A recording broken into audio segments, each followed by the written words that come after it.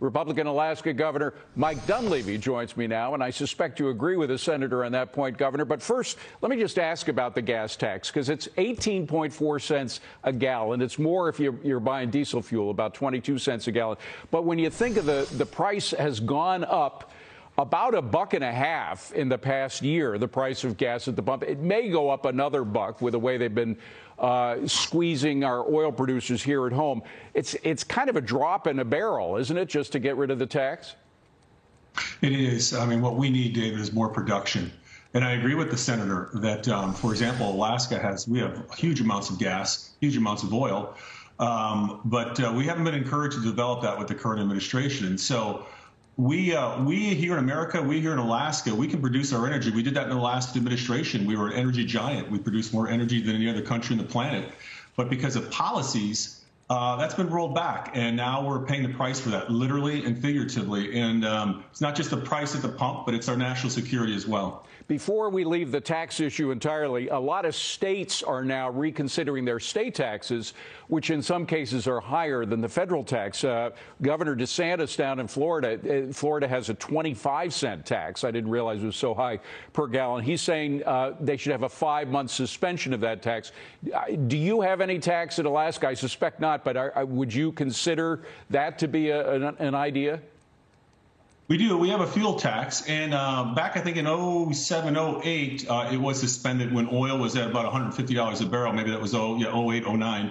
And there are folks talking about that now. It's a small tax, but nonetheless, as you had mentioned, the inflation rate is such that any little bit helps the consumer at the pump. But what's going to end this discussion is more production, and we have the capability of doing that. All right. I just want to mention, you mentioned inflation. Some people in Congress, and I've actually heard some sounds of this from the White House as well, say that the reason gas prices are going up don't have anything to do with inflation, believe it or not. Some people are saying that, including, of course, socialist Bernie Sanders. He came out with a tweet, and he said, and I'll just read part of it, the problem is not inflation. The problem is corporate greed, collusion, and profiteering.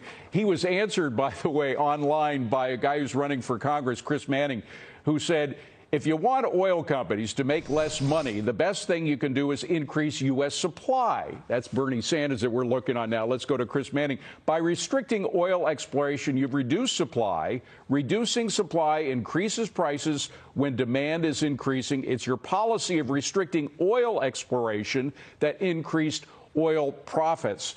You've just kind of tipped your hat on this, but I suspect you believe Chris Manning.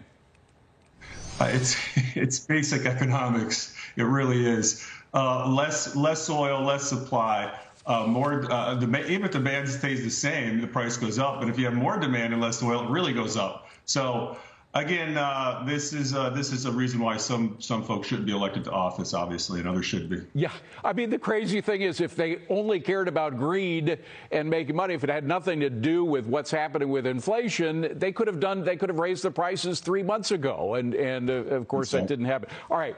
Is the administration doing anything to listen to what you're saying about exploration and drilling, and that we need to do more of it right here at home? Not that we can see. The last administration, the Trump administration, was all about opportunity here in Alaska. ANWR leases, NPRA, a couple of our oil finds. One oil find, Willow, could have produced 140,000 barrels of oil. But not that we can see. What we see is a concerted effort to shut Alaska down. We see a concerted effort to limit America's ability to produce energy. And again, David, we're paying the price. Everyone's paying the price across the globe, but here in the United States and here in Alaska, literally at the pump. And again, this is very important, literally in terms of our national security. And if we keep on this trend, it's going to be harder and harder to get investors to invest in exploration and development. So it's going to put us back maybe even years in terms of getting our oil production back up where it needs to be. But where we're headed right now is not good. Governor, another thing, of course, that's hurting the states right now and hurting inflation is the supply chain problems. It's made worse, much worse, by this vaccine mandate that they have in Canada. Prime Minister Trudeau has gone so far as to declare a state of emergency. Some people would say using dictatorial powers in order to try to stop it instead of just getting rid of the vaccine mandate. You and other governors, and this was embargoed until just a few minutes ago, are now encouraging the Prime Minister of Canada to change his mind. Any effort you can describe about that process? So we're signing on with the governor of Montana as well. We believe that the concept of forcing an individual, period, to get a vaccine through a mandate is wrong. And the issue with truckers, from a scientific standpoint, also doesn't make sense. You have truckers in their truck, sometimes upwards of 15 hours a day by themselves, hauling goods and services all over the country and through Canada. We need those truckers. That is impacting the supply chain. And here in Alaska, we are many, many miles from the rest of the country, and you have to go through Canada. So this is not helping our situation as well. David, what we talked about here for the last couple of minutes is just a series of misguided policies at best that are hurting us, that are costing us more money, and that are going to be problematic here in the midterm and possibly the long term unless we turn this around. But no, we agree. The individuals should decide if they're going to get a vaccine. The vaccine's available, but it should not be mandated or forced on people, including truckers. Particularly when your workspace, if you're a trucker, includes one person, yourself. I mean, Exactly. Who are you going to be infecting in the cab of a truck? Governor Dunleavy, great to see you.